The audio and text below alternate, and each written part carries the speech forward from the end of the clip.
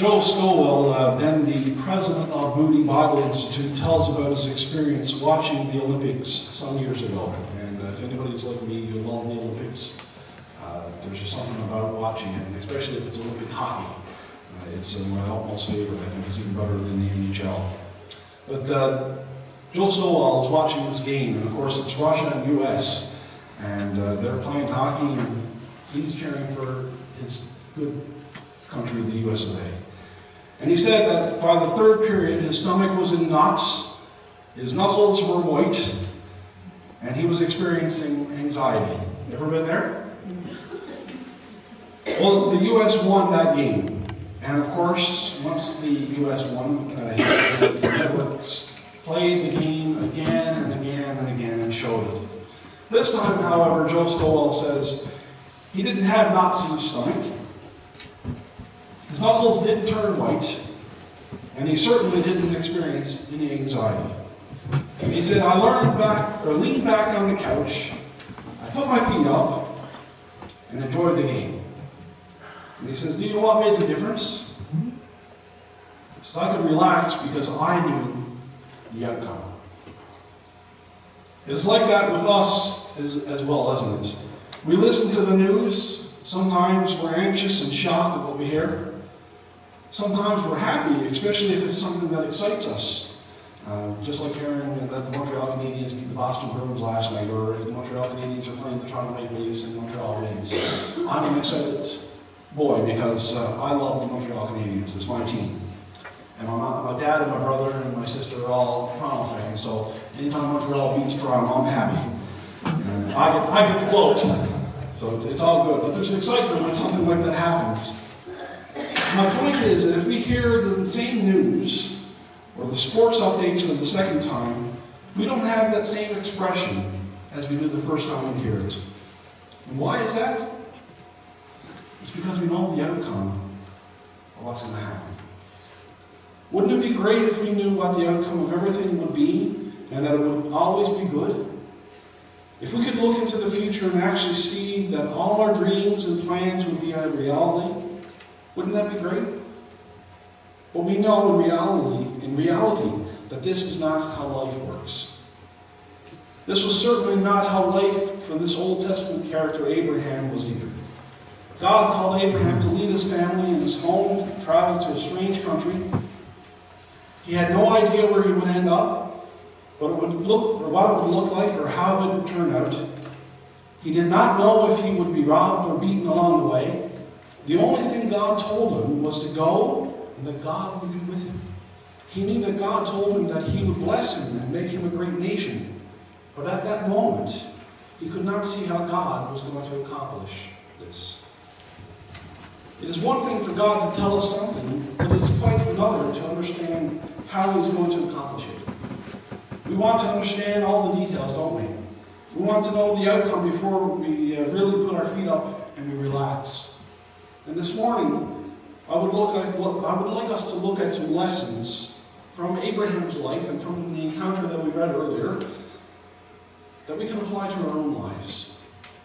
The first lesson that I want us to learn this morning from Abraham is that he was fully human just like us. The second is he was truly a man of God. And thirdly, I want us to look at that Abraham was a part of something bigger than himself. And I think that's important this morning for us to understand, because sometimes we get that tunnel vision, it's all about us. But it's got nothing to do with us, and Abraham finds that very simply. It had nothing to do with him as per se, it was all about God, and it was something bigger than himself. So firstly this morning, I want us to look at that he was fully human.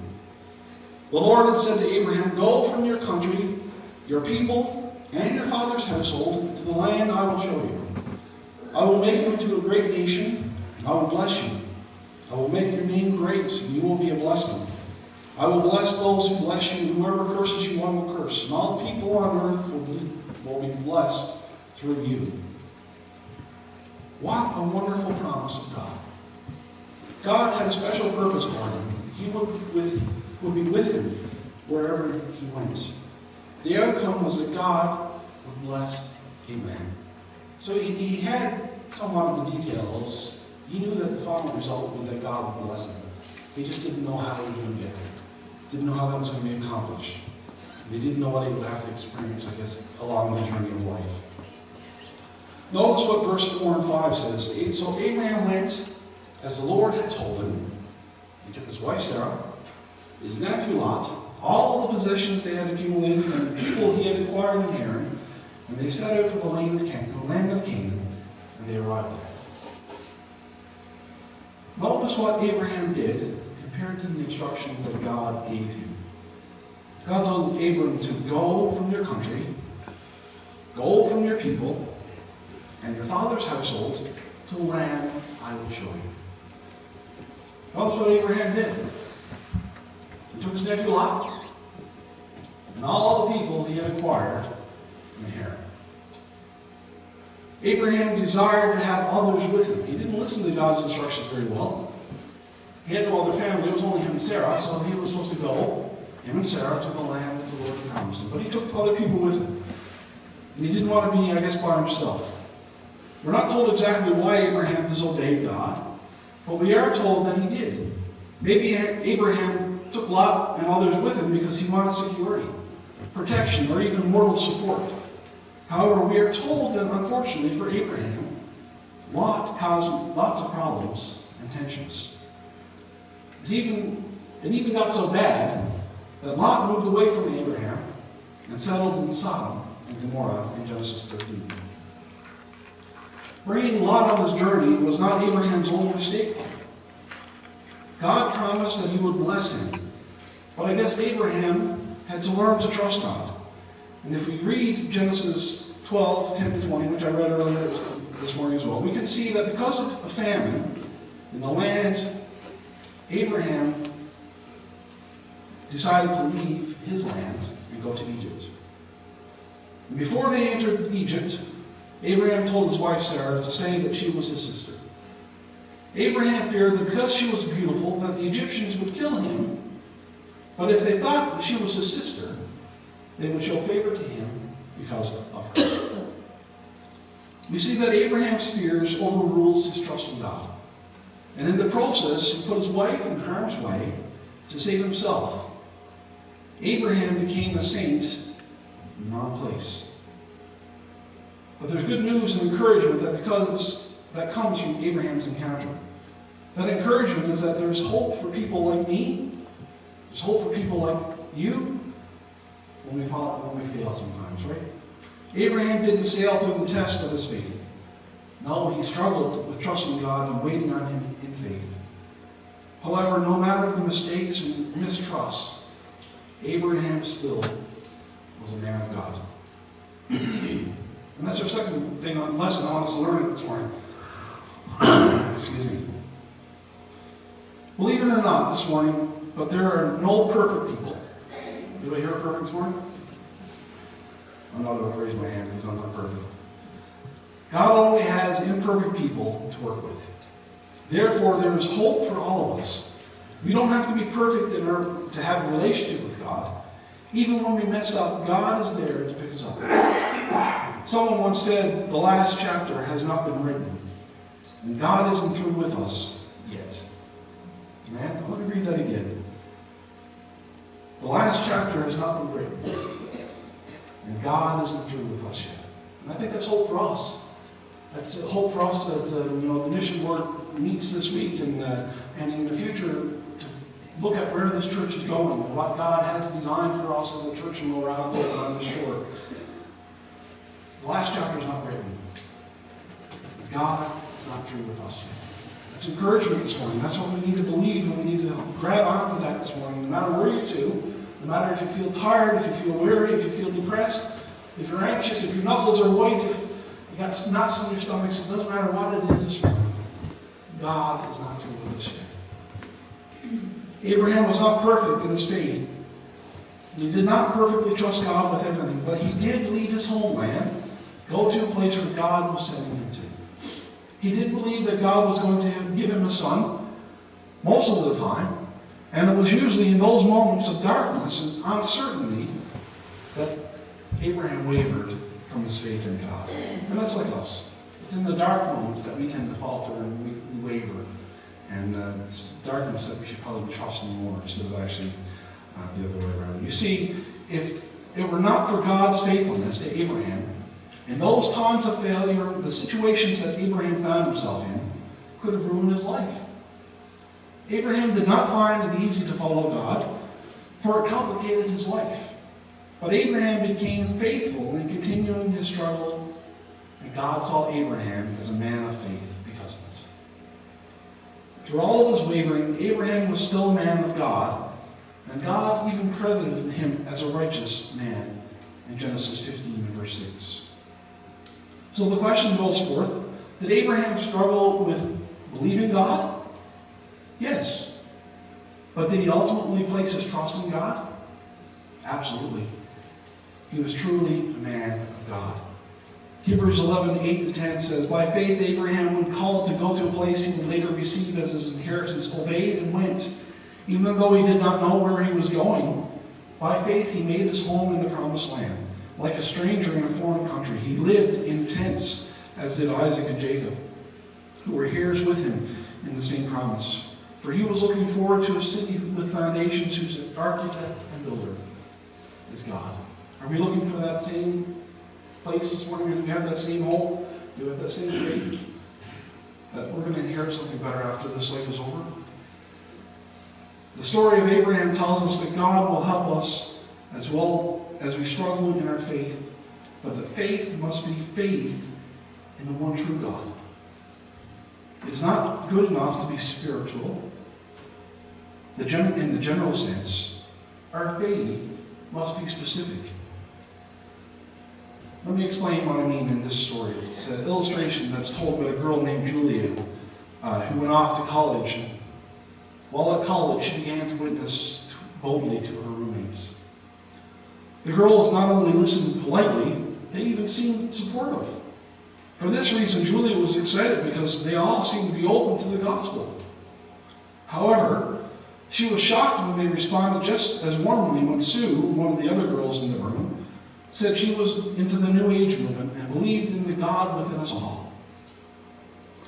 Then Amy chimed in and said that she believed that God is a force like in the Star Wars movie. And the girls accepted that too. Finally, Ruth said that she was a very spiritual person, but didn't believe in any God at all. Julie was confused when they agreed with that. We're all saying the same thing. In the end, Julie had to run into the secular myth that truth is whatever you sincerely believe. However, what people don't seem to realize is that you can be very sincere in your belief and be sincerely wrong.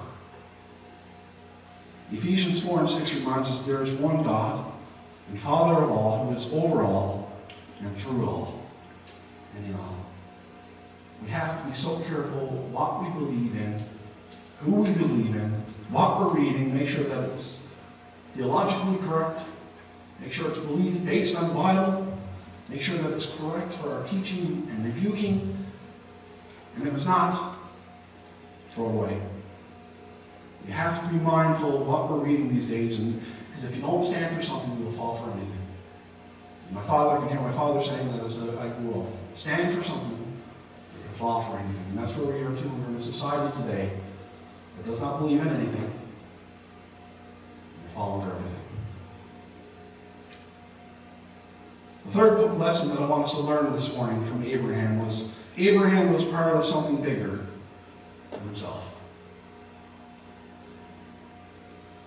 Abraham went through a lot of faith stretching, but not as difficult as the one he was now about to face. God answered Abraham's prayer and gave him a son. We all know this story. It's very familiar. He was such a blessing to Abraham and Sarah that they named him Isaac, meaning laughter. Everything was wonderful until one day God called on Abraham and asked him to do something unimaginable. Genesis 22:2, then God said, take your son, your only son whom you love, Isaac, go to the region of Moriah, sacrifice him there as a burnt offering on a mountain I will show you. Abraham, I'm sure, was stunned, but surprisingly, there's no protest. There's nowhere in the scripture that we see that there's a protest from Abraham. This is certainly not the same Abraham we see in the text earlier. You see, Abraham had learned to trust God, even in the midst of the most unusual circumstances. Now, the circumstances were not unusual for the culture, for it was common practice among the people who followed other pagan gods and pagan religions to sacrifice their children to the gods. But what was unusual is that it was totally unlike Abraham's God. Not only that, but God had promised to begin a great nation through Isaac. So how was that going to happen if Isaac was to be killed? Most of us here this morning, as I've already alluded to, we know this familiar story. Abraham and Isaac approached the altar. Isaac knew that they had come to worship and offer a sacrifice to God, but he also knew that something was missing. He says to his father, "Father, the fire and the wood are here, but where is the lamb for the burnt offering?" And that's found in Genesis 22:7. To which we read Abraham's response. It's a very positive one. "God himself will provide the lamb for the offering, my son." When they arrived at the place of sacrifice, Abraham arranged the wood on the altar. He bound his son and laid him on the wood. He raised his knife in the air and was about to bring it down, when the angel of the Lord called out to him and said, "Do not lay a hand on the boy. Do not do anything to him. I know that you fear God because you have not withheld from me, your son, your only son." That's in Genesis 22:12. By making this shocking request, God was teaching Abraham that he cannot hold anything back from God. If God's blessings become more important than the God who has blessed us, then God is not in his proper place in our lives. I want to read that to you again.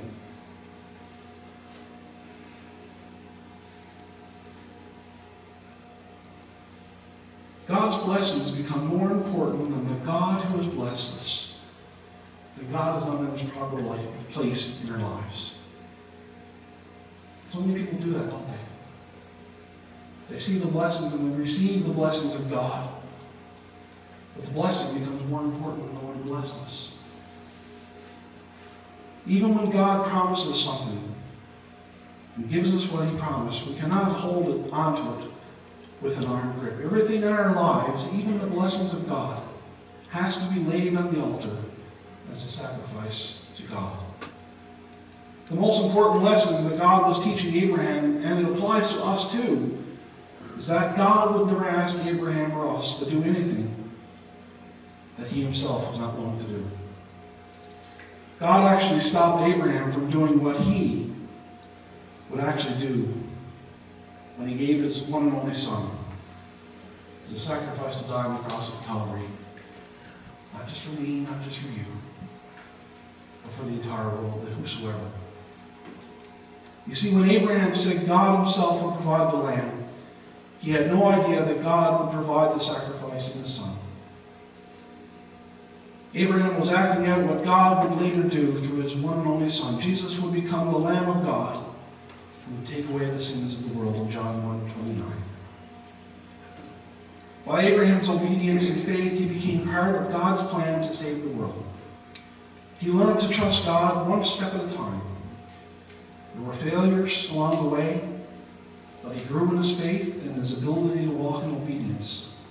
He did not arrive at this place of spiritual maturity all at once, but he grew in his walk with God as he trusted him through one difficult situation after another. This morning, are we learning through the difficulties of our life? When sickness knocks at our door, when we lose a loved one, when we lose our job, when all the pressures of the world seem to be crashing down on us, do we put our faith in the one who's carrying us through? Do we want to know the outcome at the beginning? That's not how it works, folks. There will be many trials, there will be many tribulations, there will be many obstacles along the way of our walk in life. And I know that many of you guys have experienced those obstacles, and you've learned and you've grown through them.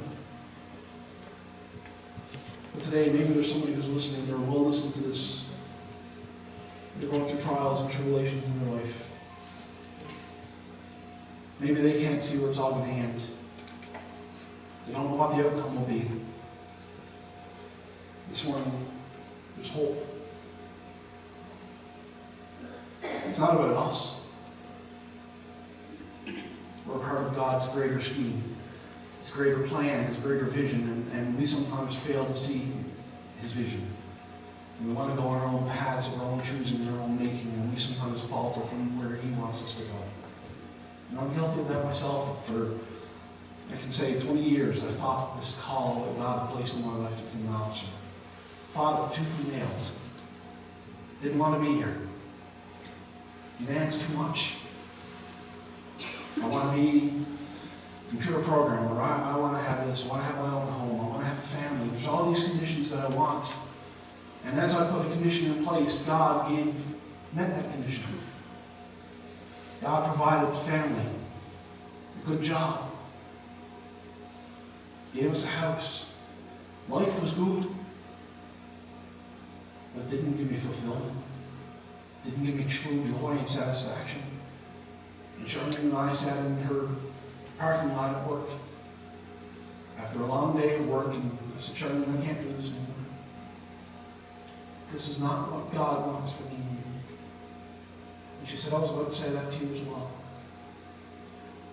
You see, God will get His way, one way or the other. And I mean that in a positive way. I mean that in a positive way this morning, because I'm not here for myself. I'm not here because, look at me. It's not about me. I'm nothing. I'm weak and frail. I'm just dust. But I believe that God has a plan and a purpose.